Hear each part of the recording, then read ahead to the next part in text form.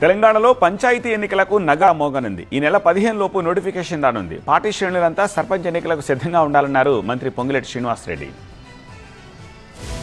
తెలంగాణలో కులగణన రిపోర్ట్ వచ్చేసింది. నెక్స్ట్ ఏంటో కూడా క్లారిటీ ఇచ్చారు మంత్రి పొంగులేటి శ్రీనివాసరెడ్డి. పంచాయతీ ఎన్నికలకు సిద్ధంగా ఉండాలని పార్టీ క్యాడర్ కు పిలుపునిచ్చారు రెవెన్యూ మంత్రి పొంగులేటి శ్రీనివాసరెడ్డి. ఈ నెల 15 లోపు పంచాయతీ ఎన్నికల షెడ్యూల్ విడుదలవుతుందని స్పష్టం చేశారు మంత్రి పొంగులేటి శ్రీనివాసరెడ్డి. నేతలు కార్యకర్తలు అప్రమత్తంగా ఉండాలని సూచించారు.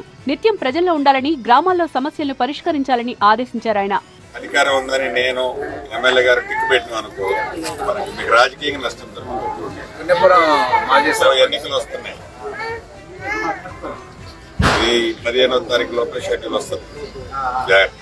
సర్పంచ్ ఎన్నికలను కాంగ్రెస్ పార్టీ ప్రతిష్టాత్మకంగా తీసుకుంది. పంచాయతీ ఎన్నికల కోసం క్యాడర్ ను సమాయత్తం చేస్తోంది హస్తం పార్టీ. ఎన్నికల్లో గెలిపే లక్ష్యంగా కార్యకర్తలను అప్రమత్తం చేస్తోంది. గ్రామాల్లోని పేదలందరికీ ప్రభుత్వ పథకాలు అందుతాయన్నారు పొంగులేటి శ్రీనివాసరెడ్డి. ఇందిరమ్మ ఇళ్లు, రేషన్ కార్డులు రాని వాళ్లు ఆందోళన చెందొద్దని సూచించారు. సంక్షేమ పథకాలకు లబ్ధిదారుల ఎంపిక నిరంతర ప్రక్రియ అన్నారు ఆయన.